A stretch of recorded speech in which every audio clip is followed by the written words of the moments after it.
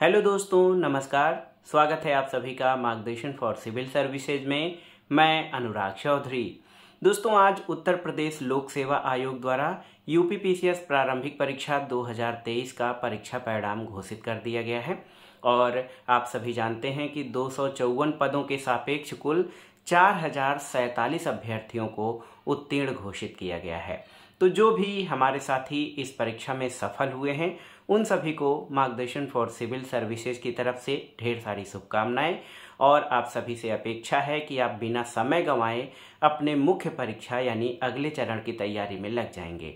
लेकिन जो हमारे साथी अब की निराशा जिनको हाथ लगी है या जो इस सूची में अपना स्थान नहीं बना पाए हैं उनको निराश होने की ज़रूरत नहीं है। हो सकता हो आपके प्रयास में कुछ कमी रह गई हो, इसलिए आपका प्री क्वालिफाई नहीं हो पाया है। तो कृपया करके परेशान न हो और पुनः एक नई ऊर्जा और नए उत्साह से लगें, क्योंकि कोई भी परीक्षा जो है अंतिम नहीं होती है। परीक्षाएं आपके लिए और भी हैं और अगर आपकी तैयारी बहुत अच्छी है और प्रारंभिक परीक्षा में आप क्वालिफाई नहीं कर पाते हैं तो बहुत कष्ट होता है और बहुत सारे साथियों को ऐसा लगता है कि अगर प्रारंभिक परीक्षा नहीं हो पाया तो उनका एक साल बेकार हो गया। बिल्कुल बेकार हो जाता है।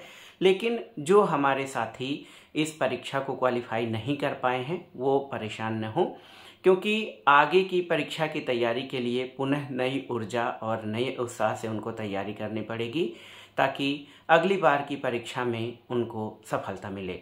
और अभी जैसा कि आप सभी अवगत हैं कि आरओ यानी समीक्षा अधिकारी, सहायक समीक्षा अधिकारी जो है परीक्षा होनी है। तो जो भी साथी इस परीक्षा में सफल हुए हैं वो मेंस परीक्षा के लिए जुट जाएं, यानी मुख्य परीक्षा के लिए अपने पाठ्य सामग्री, रणनीति उस पर जो है गहन विचार विमर्श करके उसकी तैयारी के लिए जुट जाएं, समय न गंवाएं।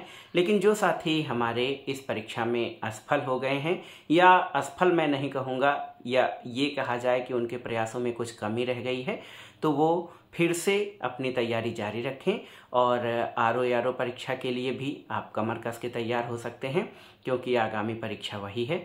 बहुत ज़्यादा परेशान होने की ज़रूरत नहीं है और जैसा कि आप जानते हैं कि मुख्य परीक्षा होने में भी बहुत समय नहीं है। तो जो सफल अभ्यर्थी हैं वो सभी साथी बिना एक पल समय गंवाएं अपने मुख्य परीक्षा में जुट जाएं और जो साथी असफल हुए हैं वो कहाँ उनकी प्रयासों में कहाँ कमी रह गई, क्या त्रुटियां रह गई, उन पे विचार करें।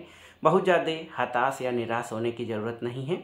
बस अपनी तैयारी को थोड़ा सा रणनीति और अच्छे ढंग से, व्यवस्थित ढंग से शुरू करें फिर से और सफलता आपको अवश्य मिलेगी। जो सफल अभ्यर्थी हैं उन सभी को मार्गदर्शन फॉर सिविल सर्विसेज परिवार की तरफ से ढेर सारी शुभकामनाएं और उन साथियों को ढेर सारा प्यार और उत्साह जो इसमें असफल हो गए हैं। और आप जान लीजिए कि हमारे जीवन में परीक्षाएं हमारे जीवन का फैसला करती हैं, लेकिन ऐसा नहीं है कि कोई एक परीक्षा ही यहीं से समाप्त हो जाता है।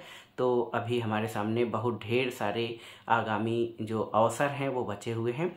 तो बिना निराश और हताश हुए आप उनकी तैयारी में लगिए। मेरी शुभकामनाएं आपके साथ हैं और किसी भी प्रकार की कोई समस्या हो, किसी भी प्रकार का कोई सहायता हो जो आप अपेक्षा करते हैं और जिसमें आप मुझे इस योग्य पाते हैं कि आप मुझसे कहें किसी समस्या को, तो ज़रूर बताइएगा।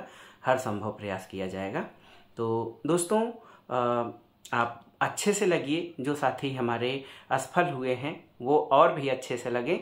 जो साथी इस परीक्षा में सफल हुए हैं वो मुख्य परीक्षा के लिए डट जाएं, क्योंकि अभी ये जो है वो पहला कदम है सफलता की ओर। मुख्य परीक्षा और भी टफ होती है, बहुत अच्छे से तैयार करने की आवश्यकता है।